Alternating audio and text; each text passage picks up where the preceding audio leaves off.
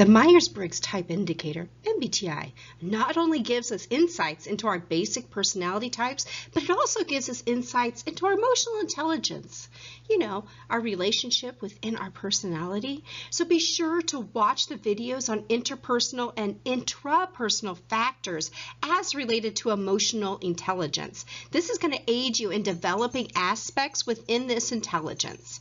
Now, this series of videos is going to focus on developmental challenges and some medius tasks to employ in order to improve your emotional intelligence and to be more in tune to those around you as well as to yourself. As an ENTP, let's start with your greatest qualities. So you are excellent in enterprising and resourceful, especially in a field that you have chosen. You're very independent, you're a masterful problem solver, and you are very innovative with new ideas and possibilities. And within this interpersonal arena, you really have a natural tendency inside of yourself, internally, to analyze and critique every situation. However, one thing you really want to do is to focus on that factual information. Because you're an intuitive, you need to really develop that less preferred function of that sensory. The sensing is what is going to help you with the data and with using all of your senses to really collaborate and to pull in the facts that you need. You also want to identify those personal emotions, especially when you look at them as reactions to your interpersonal needs. Again, you are thinking. Your preference is thinking, which means that feeling is kind of on the back burner. So you want to bring the feeling out and be able to identify and really be able to understand those emotional needs. And one thing you may want to do is take a moment after an experience to reflect on it and ponder, what was it that happened? How is it that my feelings have changed, or what feelings were brought to the surface? You also want to develop a very realistic assessment, a self-assessment of your person, your resources, your challenges. And this you want to do because you want to be able to avoid any kind of burnout. Because you're very competitive and innovative and you're always pushing the very front edge, that means that you're going to constantly find new opportunities, but at times you're going to run into a burnout situation. So you really want to step back and give yourself the time to rejuvenate. In the interpersonal side, remember, this is the side that deals with the extroversion, the outside world. Remember, you're innovative, you're excited, and you tend to show very intuitive reactions. You tend to push yourself very hard, and you also are going to push others to be more risk-taking. And you need to really step back and change perspectives, because you want to be able to see the whole picture.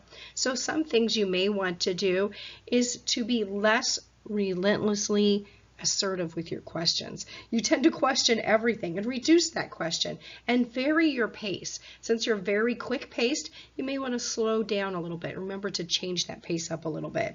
Work on consistency of planning. You want to be always planning and then also executing that plan. And part of that planning execution goes along with the judging preference and your perception. Perceiving. Because you're perceiving doesn't mean you can't use judging. It just means that it's less preferred. You're going to need to develop it. Also, demonstrate an interest. You want to be more empathetic, right? So your interest is in other people, their experiences, and being empathy or showing empathy for those experiences.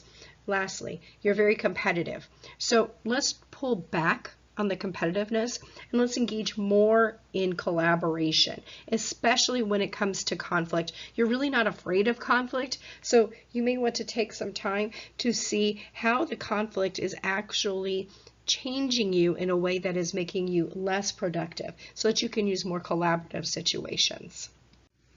Let's take a moment. We're going to look at how we can improve your emotional intelligence as an ENTP. So first we're going to look at what you continue to do, what you should start doing, and what you really should stop doing immediately. So continue sharing all of your possible solutions. You are so innovative and you're great at coming up with great solutions. So we want to make sure that you keep doing it and that you share them. You also want to show how resourceful you are. You are very resourceful. Keep showing that resourcefulness and even maybe take some time to build up ways in which you are more resourceful. You want to start being more collaborative. We talked about this a little bit already, that you're very competitive, but because you're very competitive at times, you tend to not be collaborative. So you want to show more collaboration and find ways that you can work with other people. You also want to balance that criticism, because you tend to be very critical first. You want to balance your criticism with appreciation. Remember gratitude. Gratitude with other people goes a very long way. So if you start with gratitude, you're going to be able to get more done.